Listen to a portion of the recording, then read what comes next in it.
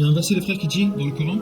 La prière, dans le sens, la prière, elle est certes lourde pour les gens, sauf, la prière est lourde, sauf pour ceux qui sont humbles. Sauf pour ceux qui sont, illa al-khashirin, si je dis pas de bêtises, qui ont cette humilité. Et humilité vis-à-vis de qui, les frères? Vis-à-vis de Allah Ta'ala. Et c'est là que tout l'enjeu se cache. C'est que la plupart des gens ne prient pas parce qu'ils n'ont pas d'humilité. Et pourquoi est-ce qu'ils n'ont pas cette humilité? Parce que cette humilité, tu es censé l'avoir vis-à-vis de qui? Vis-à-vis d'Allah.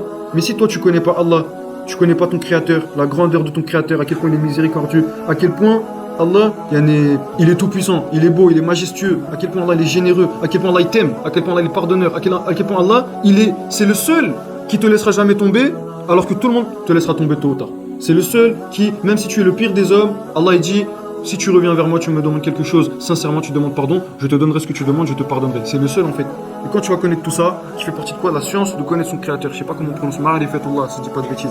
Et c'est ça qui manque aux gens, à la plupart des gens. Il y a deux types de foi, les frères. Il y a grossièrement, il y a deux types de foi. T'as le musulman, il s'appelle Ahmed, Mahmoud, il s'appelle Suleiman, etc. Mais c'est un musulman, quand tu vas lui dire pourquoi tu es musulman, il te répondra tout simplement, ouais, je suis musulman parce que mon père c'est un musulman, ma mère c'est une musulmane, je suis né dans une famille croyante. Je sais pas, mon père il m'a emmené à la prière du Jumu'ah chaque vendredi et voilà, il va dire ouais, juste moi de temps en temps je partais à la mosquée, je faisais la prière de l'Aïd, je faisais le Ramadan et puis voilà, je suis musulman, mais sans plus. En fait, c'est un musulman qu'on appelle, on va dire, une foi où en fait tu imites tes parents, tu imites tes proches. C'est pas une foi qui justement le deuxième type de foi, la deuxième type de foi, une foi qui est, on va dire, convaincue. Convaincue comme qui, par exemple, Imam Ali disait quoi? J'ai tellement la certitude vis-à-vis d'Allah, dans ma croyance, j'ai tellement la certitude que même si Allah Ta'ala, Dieu, il m'enlevait le voile avec le monde invisible et que je commençais à voir les anges, les djinns, cela n'augmenterait pas ne serait-ce qu'un grain de sable ma foi et mon degré de foi, mon yaqin, ma certitude. Et ça, c'est quoi? C'est justement, Imam Ali, c'était un des plus savants des compagnons. Lui, il connaissait, il était arrivé au plus haut degré de la foi. Ils sont arrivés au plus haut degré de la foi, c'est les compagnons, radiallahu anhum. Et justement, ça passe par quoi, les frères? Ça passe par le fait de connaître son créateur, apprendre sa religion, pas de manière mécanique, mais vraiment, voilà, de manière, on va dire, réfléchie, tu médites, t'apprends comment il est ton créateur. Et là, on le dit toujours par exemple, mais t'as vu, les frères, si Ahmed il me demande 10 000 euros, admettons que, excusez-moi, si Samy il demande 10 000 euros à Ahmed, Ahmed il connaît pas Samy, Ahmed il va dire quoi? Il va dire j'aime bien Samy, de temps en temps je le croise au rappel, je le connais sans plus. Et il me demande 10 000 euros, moi je sais pas si je peux lui faire confiance.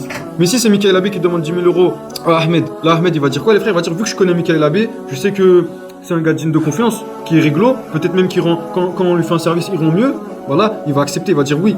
Et vis-à-vis d'Allah Ta'ala, c'est la même chose. Quand tu connais ton créateur, là tu vas voir que les actions elles vont suivre tout seul. Mais si tu connais pas ton créateur, et ben voilà, tu seras comme la plupart des gens. Tu auras une foi qu'on appelle voilà taqlidi, mais en fait tu vas imiter les gens, tu vas imiter tes proches et automatiquement ça c'est une foi qui ne te mènera pas loin. La foi du frère qui vient que pour faire la prière de l'Aïd ou celle du frère qui vient que pour faire la Salat Jumu'ah, c'est une foi faible. C'est une foi faible en termes de c'est une foi faible. Mais la foi du frère qui va venir faire les 5 prières en groupe, qui va venir faire la prière du matin en groupe, qui va venir chaque prière du Jumu'ah, qui va faire la prière du Tarawih pendant les ramadans, etc. Ça, c'est justement une foi forte. Une foi forte ça mène à tout ça. Si t'as pas cette foi forte, tu pourras pas réussir à faire toutes ces bonnes actions. Entre autres, les frères, rapidement, la prière 1, c'est une dette du croyant. Quand tu as accompli la prière, tu t'acquittes de cette dette. Numéro 1. Numéro 2, tu gagnes des hasanat, tu gagnes des bonnes actions. Numéro 3, Allah il t'efface tes péchés. Il te retire tous tes péchés, toutes tes mauvaises actions. Et numéro 4, tu augmentes ton degré. Pour ça, il dit, il n'y a une prosternation que le croyant il va faire sans qu'Allah il ne lui augmente son degré. Son degré bien entendu au paradis, mais son degré aussi intérieur dans sa foi, dans sa croyance, voilà, dans sa religion, dans sa religiosité. Son degré vis-à-vis d'Allah, son rapprochement spirituel vis-à-vis d'Allah.